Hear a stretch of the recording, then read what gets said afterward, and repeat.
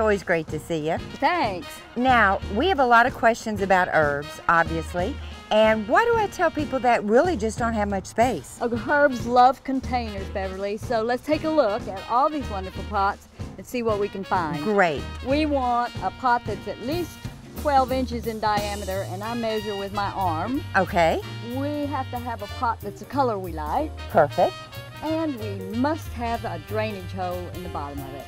That's key. Well, there's a huge selection here, so let's get to work. Let's take a look.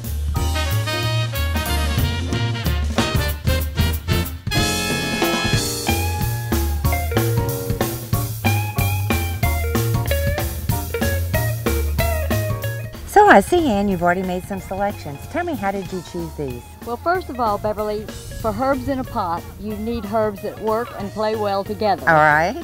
Second, you need herbs that have a variety of textures and colors and scents. Okay. So I've chosen this sage. It grows quite tall and beautiful.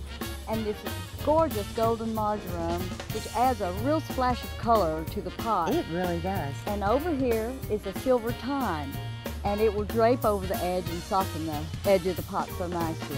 So not only are these play well together, but these are your herbs that I'm really going to use in the kitchen. You absolutely will. They are beautiful and tasty. Okay, Ann, I see you chose 2 pots here. Why? Well, there's a good reason as far as pot size is concerned. All right. All of us like instant gratification. That's true. Right? This would be a gorgeous thing to put this lavender, and the lavenders love the containers.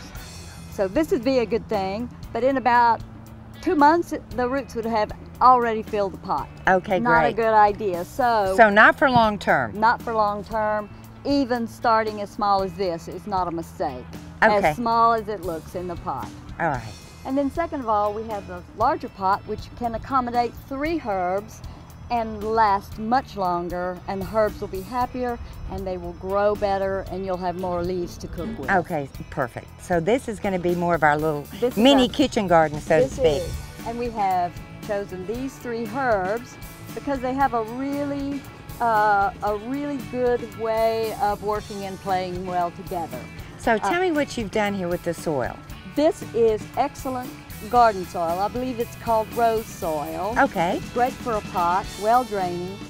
We filled it up to about just a few inches below the top of the pot, so we can put our little 4-inch pots down there, always with a handful or 2 of Arbor Gate blend, because it's a slow release organic fertilizer that will not burn the plants. Right, and that's so important. We eat, they've got to eat too, right? That's right, and especially in the summer when we're watering them so often, everything drains through. So a couple of handfuls of that, and we chose this one because of the lovely way it softens the edge of the pot. And so these 3 are different, and yet they're beautiful together, and Perfect. all wonderful for the kitchen. Now what's my next step?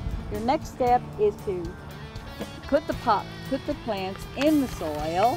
Okay. Green now, do I side need up. green side up? That's Yes. always important. Do I need to loosen the roots on these or leave them intact? I leave them intact, especially when they're rather young like this. I'd Okay. rather not disturb them at all.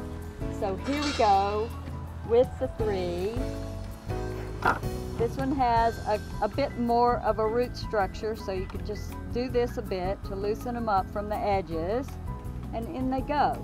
Perfect. Then we add a little bit more soil to the top, a bit more Arbor Gate blend, and then I like to water them in very, very thoroughly and make sure that the water's draining out the bottom. All right, so no saucer.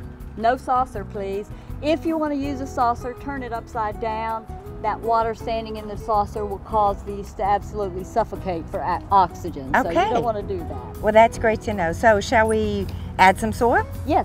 All right. And we have some right here. We will have these planted. Now, the next thing you're thinking as you're planting this, but although probably you thought about it before, is where am I going to set this pot? Right. And there's several choices. Here in Texas, the full sun idea doesn't always do the best job. These will do fine with filtered light. Perfect. This is beautiful, Ann. So tell me, what's my next step? We've got them potted, we've got them fed. What next? we need to place them in a spot where they'll be happy and where you can keep your eye on them. Remember, the farmer's shadow is the best thing to cast That's on true. the garden. And then don't hesitate to use them. Snipping and pinching and using a few of these tender ends all through the summer will be available, and it's good for the plants to be snipped. They'll produce more leaves that way. Oh, perfect. So how long before I have a nice big pot of herbs? I think it'll be a month. In this wonderful weather we're having, I think you're going to see a full pot within about a month. That's quick. It is quick. They're fast growers. Thank you so much for solving this dilemma. Oh, well, you're so welcome.